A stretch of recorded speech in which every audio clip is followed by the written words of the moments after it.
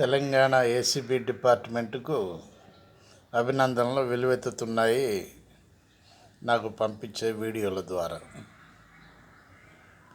నిన్న సికింద్రాబాద్లో సర్వేయర్ చైర్మన్ను పట్టుకున్నటువంటి ఏసీబీ అధికారులు.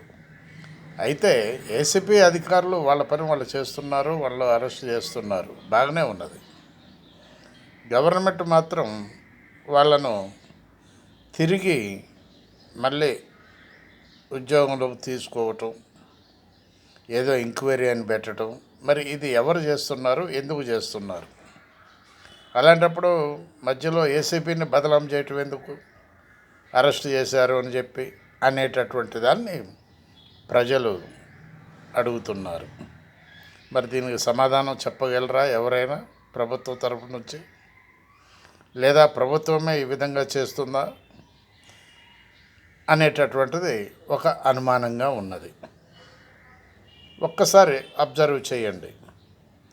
ఏసీబీ వాళ్ళు కష్టపడి ఈ విధంగా అరెస్ట్ చేస్తుంటే మళ్ళీ తిరిగి అదే జాబ్లోకి వాళ్ళు వచ్చి మేము హీరోలం అని చెప్పేసి వాళ్ళు చూపిస్తున్నారు.